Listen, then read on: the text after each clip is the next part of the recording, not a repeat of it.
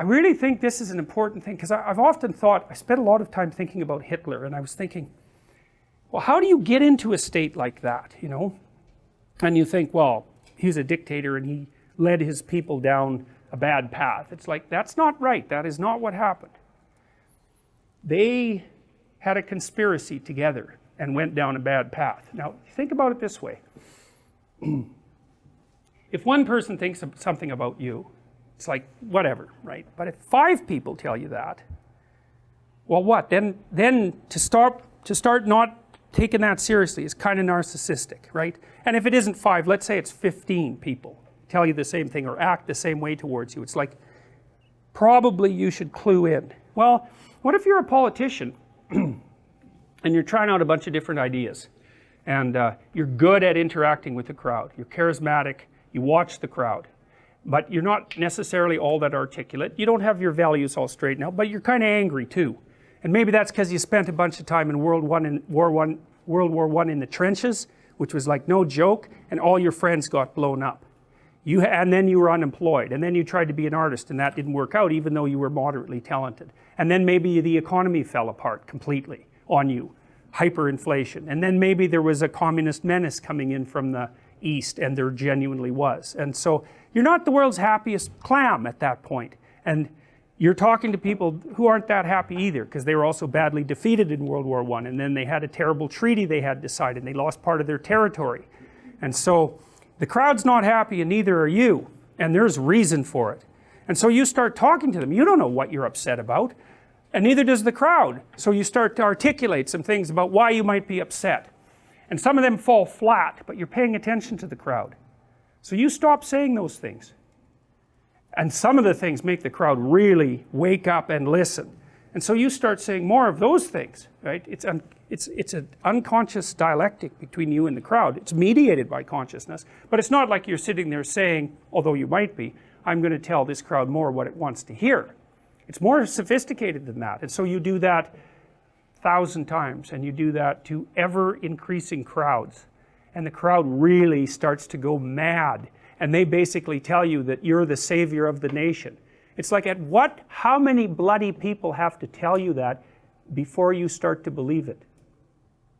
You know, I would say with a typical person, 100 will do it.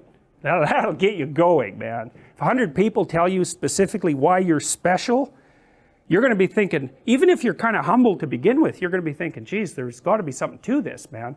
But if it's 1,000,000 people and they're roaring their approval, well, and then when it's a whole nation, it's like, good luck withstanding that. There's just not a chance. How are you going to withstand that? Now, you could be like Gandhi, and you could have taken that into account beforehand, because he did.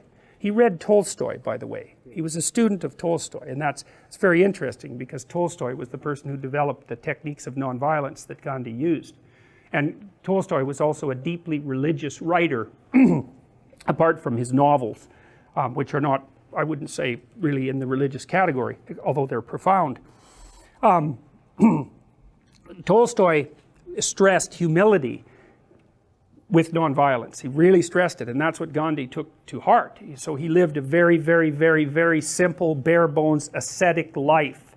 And that was to kind of see if he could keep his damn ego tamped down while the groundswell was building behind him. You know, and he dressed really simply, and he didn't own much, and he ate very simply, and he just tried to stay away from the whole materialistic success element that would be an element of what would turn him into an actor and also inflate his ego. And, you know, he seemed to do that pretty well. You know, he certainly, well, he led a nonviolent revolution that resulted in the independence of India. It also produced a terrible civil war and the separation of the Muslim Indians from the Hindu Indians.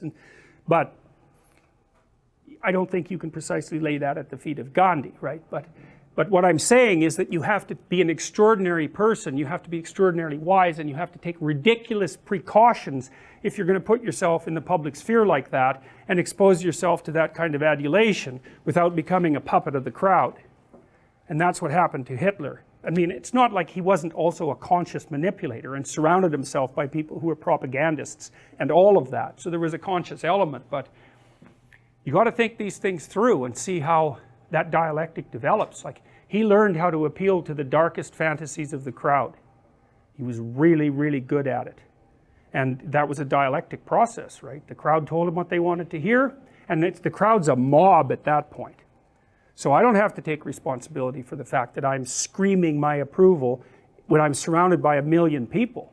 So I can scream my approval for whatever I want, for whatever dark, revengeful fantasy might be playing out in my imagination, because I'm not going to be held accountable for it.